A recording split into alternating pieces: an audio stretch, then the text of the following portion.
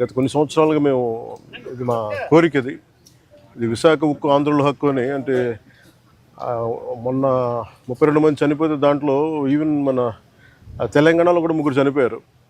ఇది మన విశాఖ దానికోసం అప్పుడు ఉమ్మడి రాష్ట్రంలో.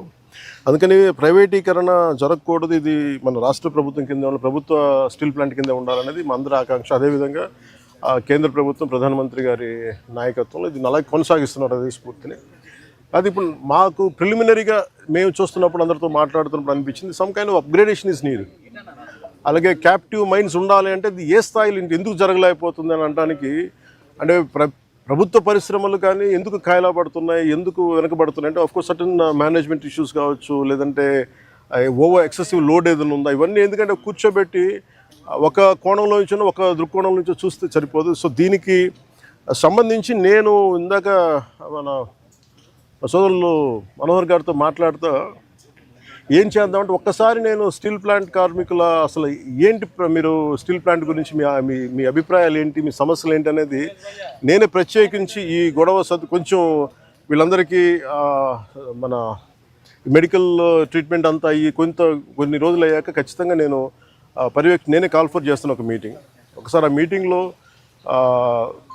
మన విశాఖ స్టీల్ ప్లాంట్ కార్మికులు అసలు ఏ సమస్యలు ఉన్నాయి, ఏంటి ఉన్నది నేను అందరినీ సావధానంగా వింటాం.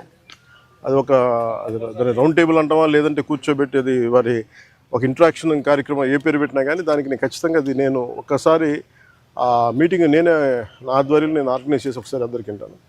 ఈలోపు మనందరం చేయగలిగేది పోయిన ప్రాణాలకి ఎంత విలువ ఇచ్చినా కానీ తిరిగి తీసుకురాలని వారి కుటుంబ సభ్యులకి నా ప్రగాఢ సానుభూతిని తెలియజేస్తూ రాష్ట్ర ప్రభుత్వం ఎప్పుడు సహాయ సహకారాలు అందిస్తూ ఉంటుంది. స్టీల్ ప్లాంట్ ఇలాంటి భవిష్యత్తులో ఇలాంటి పునరావృతం కాకుండా ఉండాలి అనేది మా అందరి ఆకాంక్ష. కాకపోతే ఇది మేము ఒక బలమైన పాలసీలు చేయగలం, కానీ నేను ముందు నుంచి పరవాడ కానీ వైజాగ్ చుట్టుపక్కల ప్రాంతాల అనకాపల్లిలో కానీ ప్రతి 5-6 నెలలకి ఒక 8 నెలలకు ర్యాండమ్గా ఒక సంవత్సరానికి 2 సార్లు ఏదో ఒక చోట ఇలాంటి సంఘటనలు జరుగుతూ ఉన్నాయి. ఇది కొంచెం అలామింగ్గా ఉంది నాకు.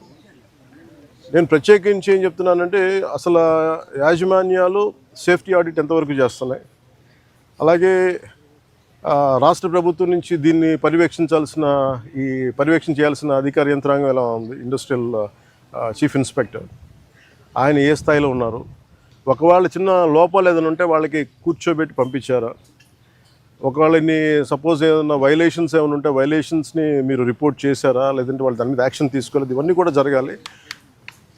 అంటే నాకు ఇందాక చెప్పినది ఎంతవరకు వాస్తవాలు నాకు తెలియదు, జస్ట్ ఒక ఆన్ హ్యాండ్ ఇన్ఫర్మేషన్ చెప్తా ఉన్నాను. ఇక్కడ వైలేషన్స్ ఉన్నాయి, మేము ఒక ఫ్యూ మంత్స్ బ్యాక్ చెప్పాం, 6 months బ్యాక్ కూడా తెలియజేసాం, ఎవరో రెస్పాండ్ అవ్వలేదు అంటే మాకు ఏమనిపించిందంటే ఆన్ ఫేస్ వాల్యూ తీసుకోలేము ఇవన్నీ.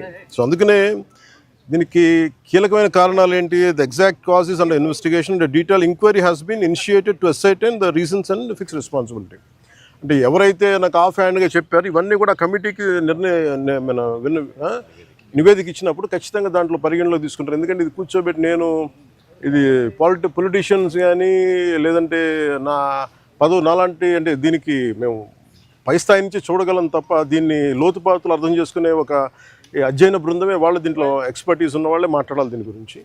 కాకపోతే నా ఇంటెన్షన్ ప్రతిసారి ఏంటంటే ప్రతిసారి ఇలాంటి దుర్ఘటన జరిగినప్పుడల్లా మనం బాధపడుతున్నాం, కానీ పునరావృతం కాకుండా ఏమేం చేయగలగాలి, ఎలాంటి చర్యలు తీసుకోవాలి, ఇది మటుకు ఇది నిరంతర పహారా. ఇది అంటే ఇది ఒకసారి నిర్లక్ష్యం కూడా కాకపోవచ్చు, ఒకసారి మెటల్స్ వాటి తీసుకునే వాటి ప్రభావం ఎలా ఉంటుంది, వాటి యాక్షన్ ఎలా ఉంటుంది, వాటి రియాక్షన్ ఎలా ఉంటుంది, always it is certain accidents జరుగుతూ ఉంటాయి, ఇట్ ఆల్వేస్ సర్ప్రైజెస్.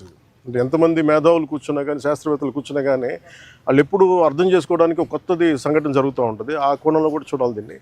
ముఖ్యంగా కెమికల్ ఇండస్ట్రీస్ కానీ పరవాడలో కానీ ఇవి ఒకటికి యాజమాన్యాలు 1కి 10 సార్లు చూసుకోవాలి. అందుకని ఇలాంటి పునరావృతం కాకుండా ఉండాలని మనస్ఫూర్తిగా మేము అందరం కోరుకున్నాం. మరోమారు నేను మీకు మాటిస్తున్నాను, స్టీల్ ప్లాంట్ కార్మికులందరితో కూడా నేను ప్రత్యేకించి కూర్చుంటాను. ఒక అవసరమైతే ఒకే రోజు అందరూ తీసుకోలేను కాబట్టి ఒక కనీసం అటెస్ట్ వచ్చి ఒక 4-5 గంటలు కూర్చుంటాను. ఇంకే నీడెడ్ అవసరం అనుకుంటే ఇంకో రోజు కూడా దీన్ని ఎక్స్టెండ్ చేసుకొని నేను దీని మీద నేను మీ సమస్యను సంపూర్ణంగా అర్థం చేసుకోవడానికి దాన్ని ముందుకు తీసుకెళ్తాను. Thank you. ఎప్పుడు చేస్తారు సార్ ఆ పని? ముందు ఇదంతా అవనివ్వండి.